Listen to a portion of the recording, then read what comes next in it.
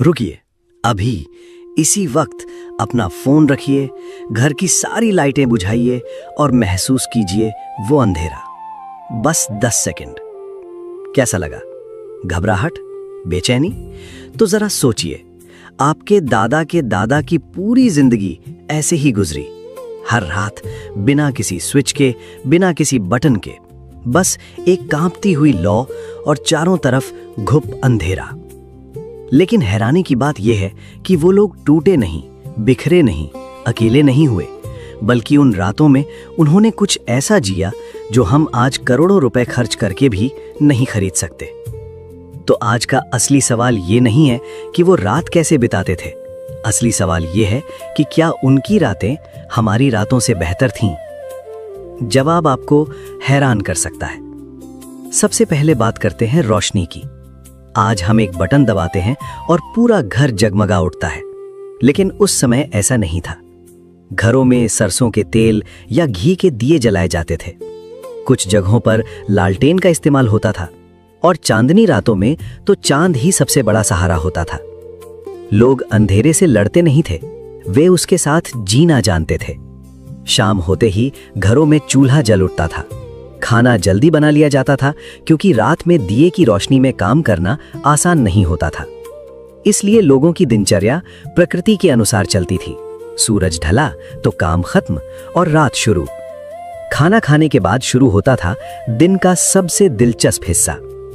गांव की चौपाल पर लोग इकट्ठा होते थे, बुजुर्ग कहानियां सुनाते थे, बच्चे उत्सुकता से सुनते थे।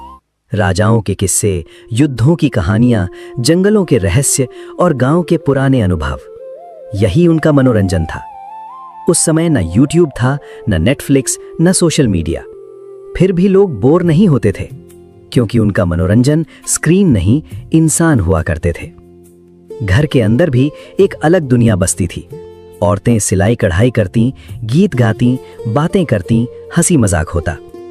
परिवार के रिश्ते इन्हीं रातों में मजबूत होते थे। जब कोई बच्चा रोता था तो उसे मोबाइल नहीं दिया जाता था। उसकी माँ उसे अपनी आवाज में लोरी सुनाती थी और वही लोरी उसे नींद की दुनिया में ले जाती थी। बच्चों के लिए रात का सबसे खास हिस्सा होता था दादी या नानी की कहानी। हर रात एक नई कहानी, एक राजा, एक रानी, कोई वीर योद्धा, कोई रहस्यमयी जंगल। इन कहानियों ने न जाने कितनी पीढ़ियों की कल्पनाओं को जन्म दिया। आज बच्चों के हाथ में स्क्रीन है, तब बच्चों के पास कहानियां थीं, और शायद यही सबसे बड़ा अंतर है। अब बात करते हैं नींद की। उस समय लोगों की नींद प्रकृति के साथ चलती थी। सूरज डूबा तो सोने की तैयारी, सूरज निकला तो जागना। न कोई अलार्म, न रात भर मोबाइल चलाना, न देर रात तक वेब सीरीज। गर्मियों में लोग छतों पर सोते थे, खुले आसमान के नीचे। तारों को देखते देखते कब नींद आ जाती थी पता ही नहीं चलता था। जो आकाश गंगा आज हमें तस्वीरों में दिखाई देती है, वो उन्हें अपनी आंखों से दिखाई देती थी। सर्दियों की रातों का भी अपना अलग आनंद था।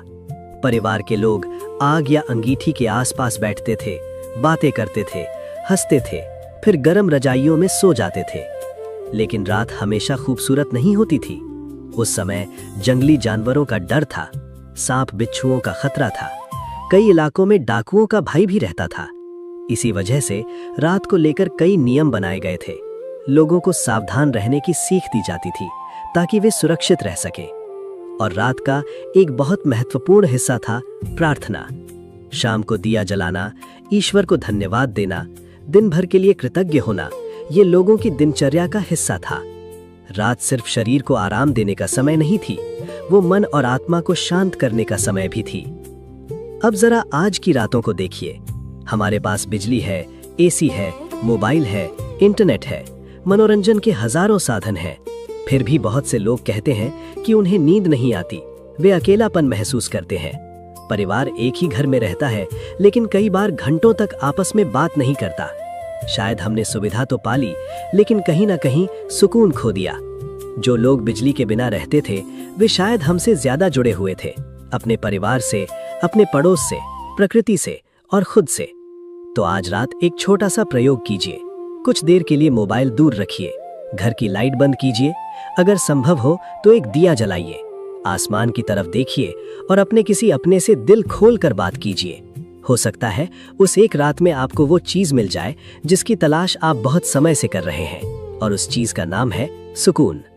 अगर आपको ये वीडियो पसंद आई हो तो लाइक और सब्सक्राइब जरूर करें और कमेंट में बताइए क्या आपने कभी बिजली के बिना रात बिताई है और आपका अनुभव कैसा रहा।